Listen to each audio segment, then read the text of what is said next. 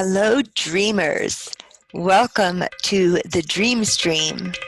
I am your host, Yiskah Koock, and we're doing another dream group today, as we've been doing on Zoom. So we're waiting for a couple of other participants.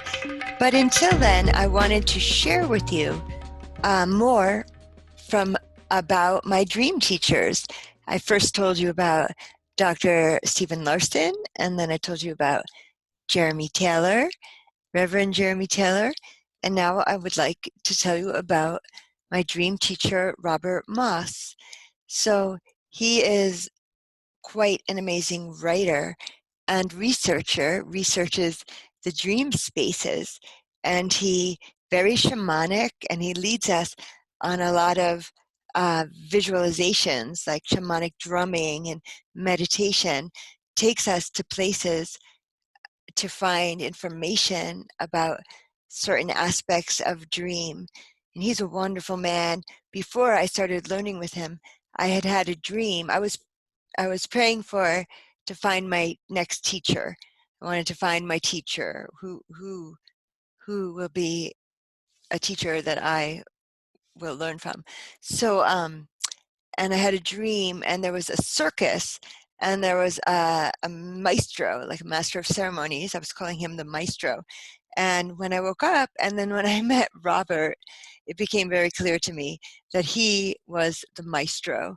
So quite amazing. He's also very, I don't know that he's a ritualist, but he creates amazing rituals that are meaningful, and he leads his participants to all be an oracle for one another so that we can offer wisdom to one another, and it's spontaneous and it feels so powerful. So yeah, so he's written a lot of books and has done a lot of teacher trainings and has traveled around the world offering the richness of his work. So that's a bit about my dream teacher. Proud to say, a dream teacher, but glad to be one of his students, Robert Moss. And one more thing about him is that he has a system of dream work that he teaches, and one of the aspects of this is dream theater. And so I've done a lot of dream theater from what I've learned from him. So the dreamer can choreograph the dream, who will play my mother, who will play me, etc. And then it gets acted out in front of them. And then we kind of, I hate to use the word download, but we kind of recall what was meaningful to each of us in the situation. And you can be inanimate objects as well as animate objects. I remember I was once the broken string of a violin, or rather, I was the violin that had a broken string. So I've had the honor of offering dream theater to my friend Lucy, my friend and fellow dream worker, her college class, and we've done for some years now, we've been doing dream theater as part of her creative arts class. And that is what I learned in Robert Moss's Teacher Training 1. So I'm here with our friend Brendan Merritt, dream worker extraordinaire. And Brendan and I were just chatting about the fact that we both have snippets, but nothing longer, not a story. I don't remember a story dream from last night, but I remember a snippet. So I wanted to explore dream imagery with you, Brendan, and let's Sure. just take this as far as we can. So I Okay. had a dream that my tooth was loose. I'm not sure. I think it was a bottom tooth, but now I'm thinking maybe it was one of my front teeth. I don't remember which tooth, but my tooth was loose, and I thought it was going to be falling out. I'm pretty sure it was on the bottom, and that's all that I remember. So I just wanted to explore that as a dream symbol. Tooth. Yeah, I mean, I have a couple of things that popped initially when you said that, and it's interesting when you think about the difference between, which tooth is it? Is it a molar? Is it an incisor? Or is it a canine? Because they all serve a different purpose. Uh-huh. Um, and It was I, like, I I actually do have a tooth that is a little wiggly right now. oh, Yeah, I've got issues with my wisdom teeth, is it and like a gum thing? Your gums aren't holding it in place? it's a combination of a tooth that is not coming in correctly because I know when I had one wisdom tooth removed and they did x-rays for the entire thing, and I've got one on this side that was had not erupted and really didn't erupt for a really long time, but it's apparently like laying flat and pushing Oh, it's like against. horizontal? Yep. Oh, boy, that's And oral surgery. yeah, it is. There's So some the other oral one was oral surgery waiting for surgery, you. and there was the roots were wrapped around each other as Oh, well. boy. So yeah, I mean, when and if You I do you have end like up, an especially small, I mean, I think I do. I have like kind of a small mouth. yeah, I don't think I do. I mean, I got a big head because anytime I try to put on hats, it's always Yeah. like large. Okay. So my cranium is on the largest size. Mm-hmm. I had a friend who had extra wisdom teeth. Apparently, that's some kind of weird Neanderthal Was he holdover. wise? Was he wise beyond his years? Well, yeah, I don't know. I mean, don't want to be insulting. Right. He's not unwise. Okay. Um, I, in some ways, he's wise beyond his years. But anyway, but he had a lot of problems with his, and I put Mm. this dealing with this off for forever. So right now, it's been kind of like a little sensitive and painful and Yeah. wiggly. Yeah. Um, So I only had three wisdom teeth in my mouth that came yeah. through. So I And got four that are all trying to come through. yeah. Um, had issues Alexander, with. I'm on Zoom, my dear. My boys are having a Nerf gun battle. Hello, boys. Shut my door, Sonny. Thank you. Shut my door. Oh, wait, he's not. Whatever. All right, I think this he is doesn't real like being life. called Sonny. This is Shut. what we Oh, I'm call sorry. I don't mean to be live shouty. broadcasting. I know. Now we know what they dealt with in the Malia, please shut 1950s, my door. I'm or sort of. broadcasting. Thank you. So, Okay. I mean, the first thing that jumps out with me Yeah. for like symbolic stuff related to teeth is nourishment. The Really? fact that if we can't chew our food, it's very difficult to get proper nourishment. I know, like when I had my wisdom tooth, the one that they did take out, which was oral surgery, I was on major painkillers. They gave me like, what was it? Some kind of narcotic. I don't remember what it was. Um, and on a totally liquid diet, all I could do was like have like yogurt drinks and ice cream and stuff like that for a while. And, everything was packed up with cotton to prevent it from becoming a dry socket, Yeah. Oh, etc. yeah. It was a travail, but Yeah. it was Percocets they gave me. And That's yeah, is I that mean, is I that wasn't. an Hmm? opioid? Yeah, I think it's an actual opium derivative. Okay. It's not like a synthetic narcotic, Okay. but I'm actually allergic to opioids, which I guess is Okay. a good thing, I guess because, that is. but I didn't have an allergic reaction to this one at the time, and I can remember, like, though, just like being so knotted out by it that I would, go into this dream reverie. Like here we are talking about dreams. Yes. I can remember just like going into this space where I remember very vividly everything was sort of like black and white with flashes of color. And this is interesting as it touches on what we talked about last week about dreaming in color and whatnot. This Yes. dream seemed predominantly black and white with almost like overtones of other colors, like Isn't kind of that blending in and interesting, out. Brendan? You were just Yeah, saying you don't have black and white dreams. yeah. And I remember in the dream looking at a mirror, and in the mirror I was morphing into, there was an old woman in the mirror when I was looking at the mirror. Not me, but like this old woman.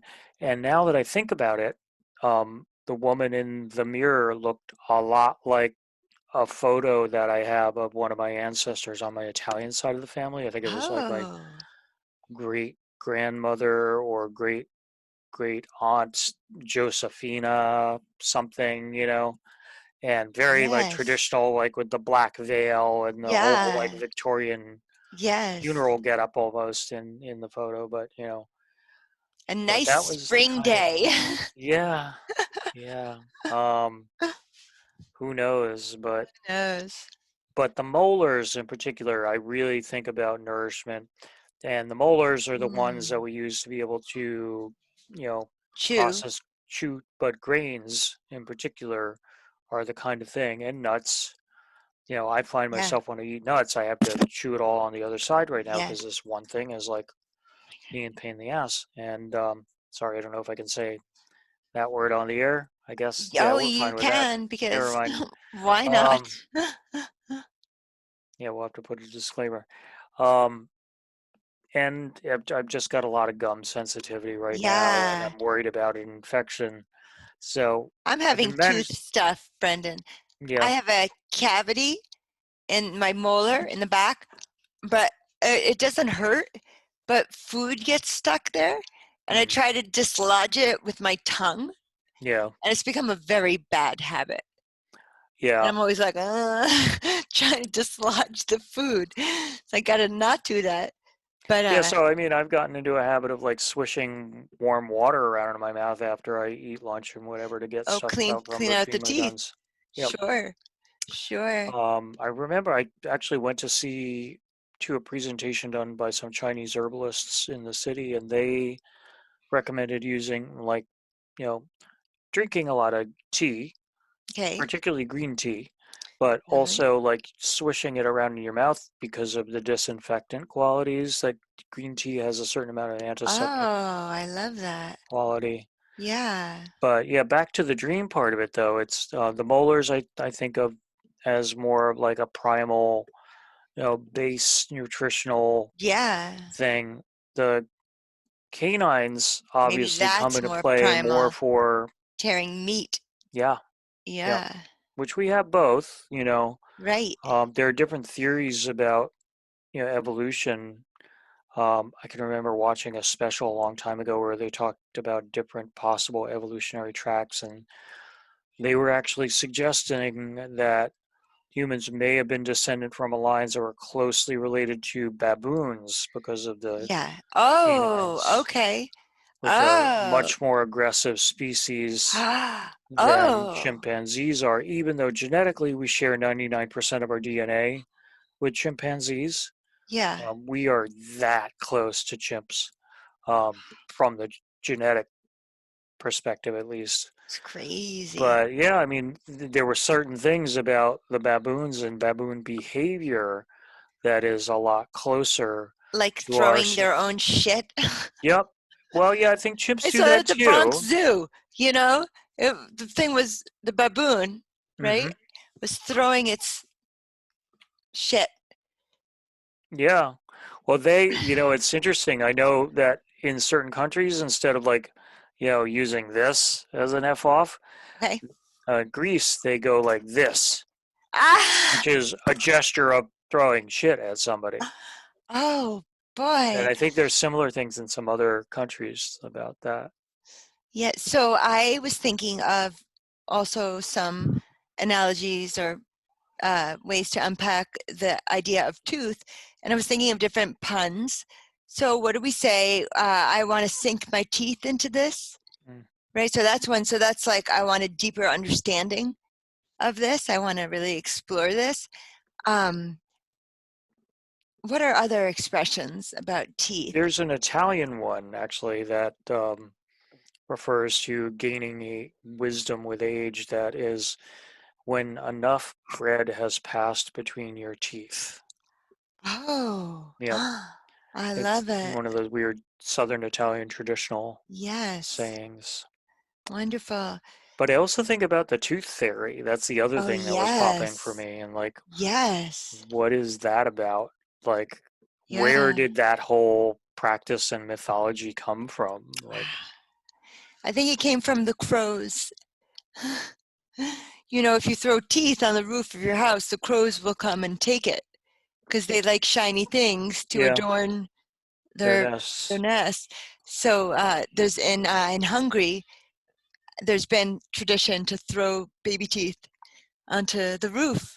So, but also we should talk about that because your milk teeth, it's considered the milk teeth of a baby, and then they fall out, and then you get your adult teeth.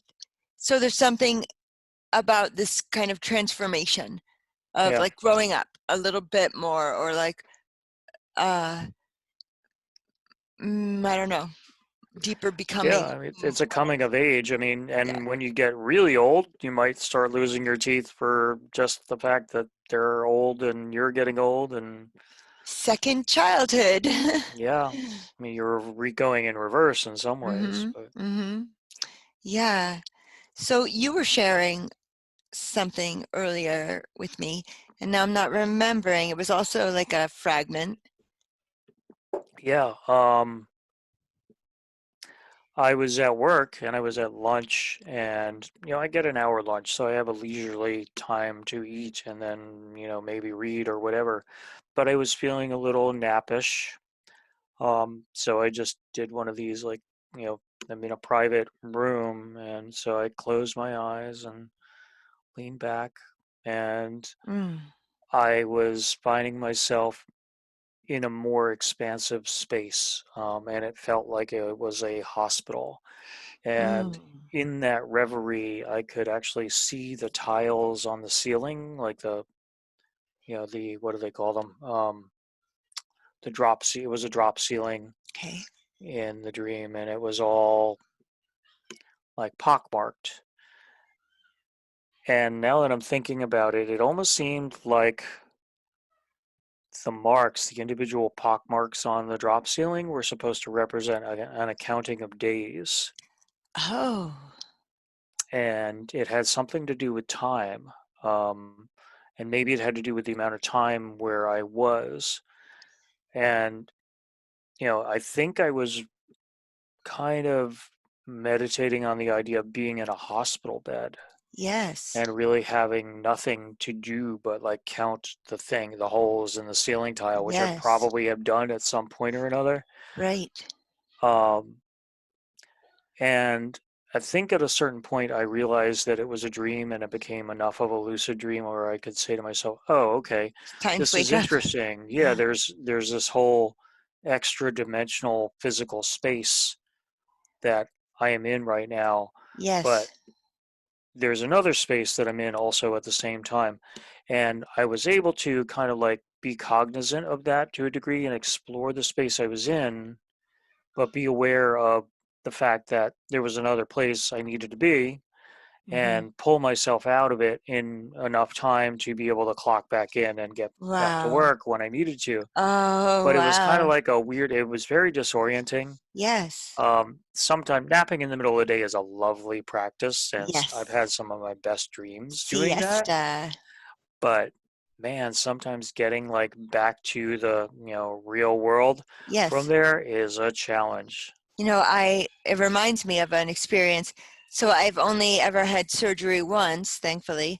I had half of my thyroid removed. I had like they called it, what did they call it? Well, it was a lump, but I can't remember what they called it.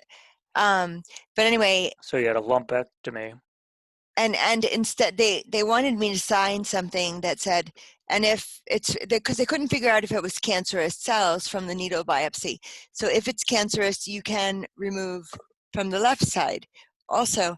And I was so scared. I never had been in the OR before, and I wouldn't sign it. So then it delayed however long, because then they had to print up a new Release form. release form saying just the one, that I wasn't releasing the other one. But then, after such a harrowing surgery, I mean, it wasn't harrowing, thank God it wasn't at all, but that experience for me, then I was thinking, ooh, maybe I should have let them, just in case, but thank God it wasn't cancerous. So doesn't matter. But I had so much trouble coming off of the anesthesia and back into my operating room or whatever, recovery room.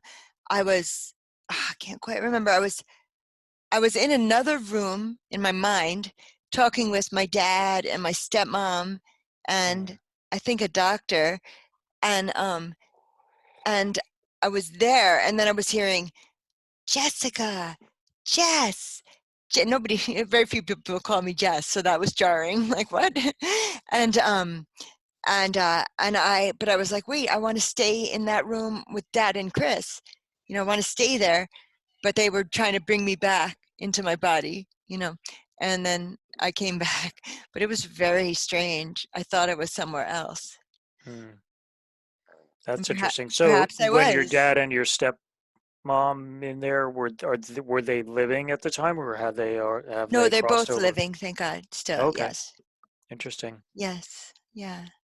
Right. No, I Um, wasn't yeah, no, I was just curious, like, if Yeah. that was some sort of crossing over experience. That would have been really cool. Yeah, This was it though. This felt like crossing over in a psychic way, you know, like not over the veil of, life and between life and death, but just like a psychic communication with loved ones. And I okay. just wanted to stay there with them. I didn't want to have to go back to the body that didn't feel good. Blah, I was nauseous. I didn't like but I had to go back. And it's okay. It's good. But it reminded me of your dream that my gosh, do you hear my kids? Huh? So sorry. Hey, at least they're having fun, right? I know. And at least Uh, they're not on the screen. That's a real challenge for me Well, these I mean, the interweb might want to see them, like they're curious. They want to know. I don't want them to come in here. Um, so mm, anyway, so that was your dream, but does it have any memories for you? Like, what does that remind you of thinking you're elsewhere? Yeah, I mean, I've had lots of dreams like that. Like I said, I think on previous sessions that my dream life sometimes feels a little bit like a second life. Right, right. I really get into the idea of exploring spaces. I Yes. have successfully lucid dreamed, although it's not been a practice that I engage in regularly, but it's something I would really at some point like to delve back into Yeah, me because, too, Brendan. Maybe we yeah, could do that together. I mean, I have such good books on lucid dreaming, Stephen LaBerge. You heard that name, and no, of course also Carlos Castaneda, which I oh read yeah, many many moons ago. But I would like to explore more. I love lucidity in our dreams. So Brendan, if you want to do that with me, and listeners, anyone who might also want to do that, let's all go for lucid dreaming. yeah. Let's try to free ourselves, That would free be our cool. I minds. mean, I know a lot of like my own personal spiritual practices. There's a lot of crossover with dream work. Yes. Some of the writings of R.J. Stewart, his visualizations, and a lot of visualizations that you'll find within the New Age spectrum of stuff involve like sort of dreaming while awake or going into a visualization so fully that it can take like a life of its own. Wow. My friend Phil Farber, who I did a lot of work in previous years, has this whole thing that he referred to as meta magic, which incorporates bits of neurolinguistic programming, Ericksonian hypnosis, a little bit of Meta stuff. magic? Yeah, META. Hmm. I don't remember if that's an acronym. I'll have to check with him. But Well, he's got a book. meta would be like like above. the essence of, right? What does it mean above? Well, Oh, meta means above, yeah. okay. So So like then maybe the higher higher level, teaching, yeah. yeah. So he integrated, all of these things plus Western Hermetical tradition into this idea, but stripped it down to its base fundamentals. And a lot of the practices were involving visualizing yourself in a situation that you desired, like your perfect house, your perfect job, whatever it was, and then moving consciously, making the effort to move chi, for lack of a better Yes. word, Yes. um, basically life force, life energy, Yes. and taking it into your body and breathing it into the dream. And with each breath or the visualization, the image will become brighter, more vivid, sharper, more Mm. fully in focus, and things like that. And So to the point where basically, you, he gives you the tools to work with the secret. yeah, I mean, the secret is not a secret and hasn't really been for a No. lot of people for a long time, but Mm-hmm. the secret was interesting when it came out and that it repackaged a lot of this stuff in a way that, Mm-hmm. your average layperson might be able to get and understand. But, all everything that's talked about in the secret, with the exception of some of the stuff around quantum physics, I think has really been around for Oh yes. thousands of years. Yeah. And, Mm-hmm. some of it was The law of kept attraction, secret. Yeah. Mm-hmm. The word occult, as in occultism, Yes. literally means to occlude or make something not Ooh. visible or secret. Whoa. That's interesting. Yeah. So, I mean, a lot of the, groups, I can probably say with a certain amount of accuracy that like groups like the Freemasons Yes. had a lot of stuff that was occult practices Mm-hmm. as part of, their Mm-hmm. lodge working. And, Mm-hmm. it's all this stuff has been out there for a long time, but a lot of the time it's been relegated to the, specific white male, hierarchy. Or I guess if you want to talk about traditional witchcraft, and Yeah, any real right. survivals That's of what it, I it's think been of a when I hear occult. matrilineal one. Yeah. Right. And, Right. some of it has been preserved matrilineally and folk Yes. customs and what have you. Yes.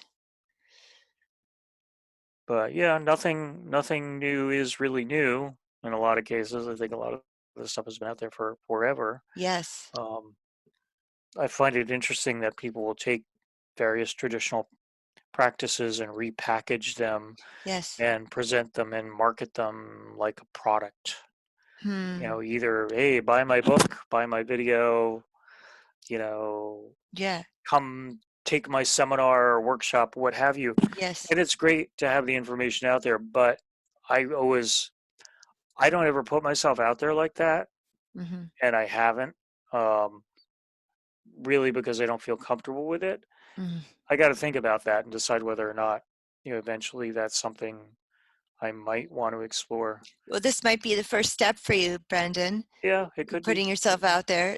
Hopefully this goes far and wide. I was just thinking of another saying for teeth, Brendan. Hmm. Don't look a gift horse in the mouth. Ooh, that's a good one. It's really about the teeth, Yeah, you know, yeah, and because like that's how they tell whether or not if a it's horse is good. healthy. Yeah, Yeah, yeah, and how old it is. yeah. So, I know there's got to be more. Chew, chew, Well, chew on it. while you Chew were on it saying for chew on it for a while, yeah, chew on it for thinking a about it, while. Yeah. or Chewing, ruminating. ruminating. Is that about teeth? Well, cows ruminate. They're They're cud. yeah, they literally like how many they have five Regurgitate. stomachs. Right, They something like that. regurgitate it back into their mouth and chew it again and I, again and I again and think they have swallow it. four, but I might be Yeah, wrong. I'm taking a wild guess there. I'm not a Yeah. bovine specialist, um, but I play one on TV. No. Um, the other thing that popped into Brendan, my knock, head. knock. Yeah, who's there? Not, wait, I'm doing it again. Knock, knock. Who's there? All right, let's shoot. Interrupting cow. Interrupting cow who? Moo. Yeah. Our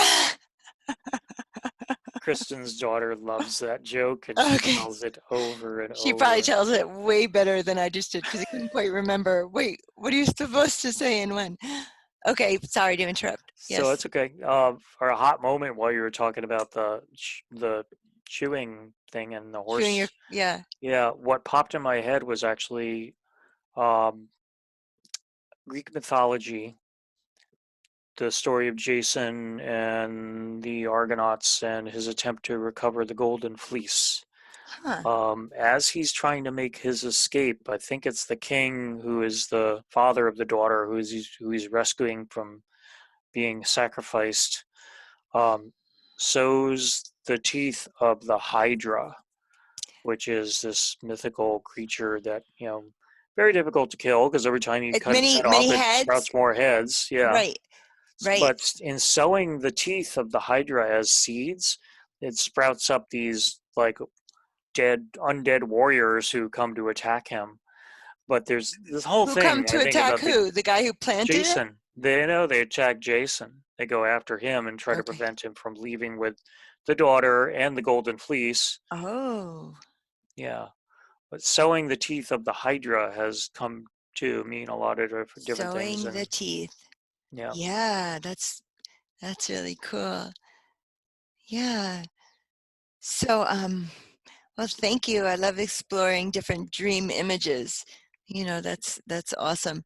Um, and like usual, I've had a lot, a lot of really peopled dreams. I had a day residue dream where I was at some big buffet restaurant type thing with people, women I know, and I had a scarf around my neck, and then I was like, oh, and I put the scarf over my nose and mouth, and then I was like, why don't any of you have masks on? And I was sort of chastising them for not wearing. Not that I was thinking of it either until I realized, oh, I can use this, but and that I consider day residue because it's all happening, it's all happening right now Yeah. And around that's us. not unlike the dream I was talking about a couple of weeks ago about being in public where they had released or reduced the restrictions and people were Yes, kind of walking around yes, freely, and I still that's have my mask right. on. That's right. Did you Yeah. have that dream before or after we talked about that? After, Okay. after I had it recently. Yeah, I mean, that's one thing for you viewers out there. If you ever decide to do bleh, first day with a new tongue, if you ever do dream group work with people, the one thing, and Jessica will also agree with me on this, that what you end up finding over time is that the people you work with, your dreams all start to merge in sort of weird ways and overlap. There's Um, becomes themes. yeah, Do you remember? there'll be So reoccurring themes will I come up. remember a couple of themes in the Center for Symbolic Studies. Hmm. We had a fire theme. Like there was a lot of people's houses were on fire or Oh, that's interesting. having imagery of father. That's interesting. Father, Fire. Luke, Freudian slip. Luke, I am your father. So and I think I also remember that happened with bears. Then we were all Hmm. dreaming about bear. It was something. It might have been the wolves, but I had dreams about both. But we were having like wild animal themes, and it was so interesting. Yeah. Yeah, I think, back reconnecting that with the whole tooth thing is that usually when I think of teeth, I don't necessarily think of human teeth. I usually think about animal teeth. Yes. Um, and I think that's because like the idea of like, nature being red in tooth and claw is like Oh, part of um, my personal connection to the theme of wildness. yes. Um, a wolf that didn't have sharp teeth would not be able to feed itself. It would Right. probably die, and that's or be, you know, urged away by the rest of the pack, so it Yeah. wasn't going to be a burden. So, yeah. Nature's cruel. Yeah, I mean, I wouldn't say it's cruel. I would just say that it's indifferent to what Yeah, humans that's it. Nature believe to is be. indifferent. Yeah, Yeah, it doesn't have anything to do with our moral compass per se. That's totally. one of the things that makes us at least slightly different from other animals. Right. You know, I have a line in a poem. I think I shared this poem on the podcast before, but I just say, because she is so impersonal, talking about God, you know, this Mm. feminine representation of God. She is so impersonal. Ama Dea Allah, the great mother, you know, and I go on, but I mean, it's so clear God is impersonal, and that's hard, right? Don't we want like a overseeing, you know, loving parent type relationship with God? Yeah, I think I want to say this was in, oh boy, probably in Daily Ohm. This past week we had full moon in Scorpio, Yes, which is pretty powerful. yes. And there was an overarching theme, being talked about in the Daily Ohm about the Great Mother and the Mm. relationship to the moon. Oh, Um, I love it. and they were very much talking in the article about the idea of this great nurturing, all loving, Yes. embracing mother goddess figure. Sounds like Amma. Yeah, Amachi, the hugging saint. Amachi, yes. Yeah, I've seen her. I actually did receive a hug from her. Oh, Um, wonderful. it was interesting experience. Yeah. It was at a time in my life, right around this time of year, in fact, that I went to see her, and I was in crisis at the time on a few different levels. And a friend of mine was actually facilitating the process to get people in line to see her. This was in New York City. It was a big, conference hall. And basically, you went there, you got a ticket with a number on it, and you were told to come back at a certain time. And Mm, so while I did that, I walked around the neighborhood, and I think it was in Soho. And I first stumbled on this like outdoor garden area that was like mm. probably an old basketball court or whatever that had been converted. And it was like literally when you step through the gateway of this garden space, you felt nature. You felt the living force of the plants that were Wow. all there. And people were like, there was like a salsa dance class going on. There was all these different things going on around there. And I remember just going in there and just tuning in. And then when I walked out, I walked by what turned out to be, I guess, a Krishna temple. Okay, And I heard, um, what do they call it? Like satsang music coming out of there. They were doing, and nice. basically someone at the door was like, "Welcome, welcome, come in, come in." So I'm like, "Okay, go with the flow." I went in and sat in And they never meditation. let you leave again. No, they were fine. It wasn't like a regular Krishna Right. thing, where they try to indoctrinate you. Mhm. Because I've been there and done that. Okay. Vegetarian food's great, but yeah, you got to figure out how to like navigate that whole thing. Um, and it felt like it was a nice little ramp up into going to see Amachi. Yes. And when I got in the line and finally went, there was someone else in line who had she and I had been close. Um, I would never say that we were fully partners because it never was able to evolve to that level, Hmm. but there had been some disruption in that. And Okay. when she went up, she cried and cried and cried and cried and cried. And when I went up, I was hoping for and expecting some kind of Hmm. emotional release, Hmm. and it didn't come. Um, I think Hmm. I was blocked in some sort of way. Hmm. I did feel something. I got something from her.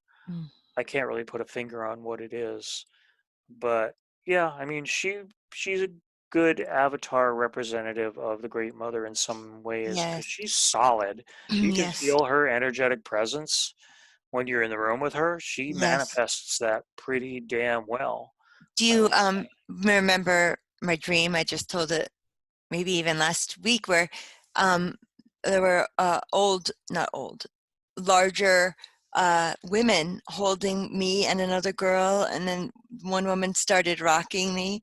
Yeah. It was the same mother energy.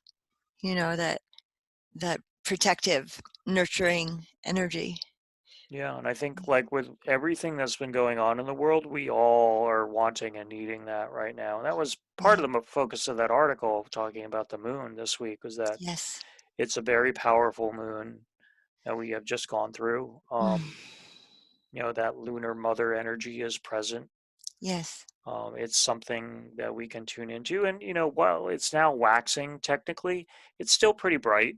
Um, I thought it was full already. No, it's still waxing. Thursday, I said, yeah, that's why I said it's waning. You said waxing, but you meant waning. I meant waning if I said Yes. waxing. Yeah. Yeah. So as we, go into the darker part, it's still bright enough that you can probably get, some of that benefit of spending some time and maybe taking a moon bath or whatever. I love it. I think the Since moonlight activates your pineal gland too I if you love want that. active dreaming. Yeah, when I since I've started menstruating, um, more often than not, and very regularly, I still haven't stopped yet, but it's during the full moon, and then ovulating during the new moon, That's like my cool. my whole life. So it's like my body knows what the moon is doing, which is cool to keep track of that. It's good to know what the moon is doing day to day. Yeah, like, scientists say that if the moon wasn't there, life would not exist on the planet Earth because of Right, its does it keeps influence. it in a gravitational, does the moon, is it like a It rudder? Yeah, I mean, I don't know if it's a rudder per se, but I think it does have a gravitational impact on the Earth, and as far as like creating like the ionosphere and the chronosphere and all the magnetic forces that are involved in Okay. creating that stasis that we have. Our very regular orbit, the cycles are really constant. The water on the planet is very tied to the moon. Obviously, the Yes. tides and the oceans Yes. move It's with it. just extraordinary. I Yeah, love and our that. bodies are Yes. 99% water. Yes. Well, I And love that our bodies, I don't know if this is true, but it, I might be saying it wrong, but our bodies are the same percentage of water to matter as the earth is water to like oh, interesting. land. But I Yeah, don't I know if know that's true. our blood has the same I'm not salinity sure. as seawater. Really? Oh, is that Yep. right? Yeah. Yeah, the We're so alkalinity connected. is the We're same. so connected to nature. Thank goodness. Yeah, this is why, these crazy people are talking about, you know, moving to Mars and colonizing Mars. And I'm like, you know what? Go. I'm staying here. I love Earth. I'm going to help Earth in her journey. Yeah, that I read an article about that recently. I was like, wow, this is like some far out science fiction going here. And is it the guy Elon Musk who's like Yes. part of this whole project? Yeah. So yeah, the super rich are gonna clone themselves or download themselves to computers and upload themselves to clone bodies and live out new lives on Mars. That's okay, and I'll again stay here. I am a human being. What I love about Hebrew is so earth is called Adamah. Mm-hmm. Adamah is earth, and Adam means earth being. So from the earth, Adamah, comes Adam, earth being. And then as my teacher Gershon Winkler teaches, then God splits the first human, not takes of its rib, Mm-hmm. but its side, so takes it apart. And then there's man and woman, and I like that. It's more of a Yeah, and I'm guessing that probably equality. speaks to older mystical traditions Yeah, within the totally, totally. Hebrew diaspora. And it really does resemble more a lot of the other world myths about the creations of humans. Like Mm, there's that whole thing, and I think it's Plato who talks about it a lot, but the idea that there were originally, like, I want to say three sexes in the original forms. okay. And they were both these beings that had like two heads, four arms, They sound and like they're Hydra. joined. Yeah, I mean, but they're joined by, I think, the backside. Um, Oh, and there were, Conjoined. yeah, like conjoined twins, Yeah. and they are male, male, male, female, and female, female. And something happened, and the Huh. gods pulled them apart and made them all separate beings. So you had men and women, but this was their way of explaining, you know, sexuality. Homosexuality. Yeah, Mhm. and it was not considered an abomination. Right. It was considered part of the natural order as far Right. as we were concerned, Right. because Right. this is how the gods made humans to begin with, That's right. and you spend your entire life seeking your other half. And this is kind of like where some of the ideas about soulmates comes from Right. in the Western tradition, is from this sort of Platonic concept Hmm. of constantly wanting to be reunited with your other Yes. half. Yes. Yes. Yes. Very true, Brendan. So thank you so much for coming to the Zoom room. So I guess Michelle couldn't figure out her audio, and I Yeah, guess technical difficulties. Carla said it's hard for me because it's the middle of the day, and I said, okay, come if you can, come if you can. So again, Brendan, if you have any other friends who or know of anybody else who might be interested in joining our Saturday Dream Group, please let me Okay. know. All right. Because I Yeah, think I'll send a couple of people some invitations and see if wonderful. anybody want, because I know Okay, some very interesting individuals. It would be great to get them on camera and record some of their thoughts about things. excellent. I'll look forward to that. That sounds great. So again, thank you, and Thank you. thank you, listeners and dreamers, and Holomod Metukin. I don't know what that means, but aloha.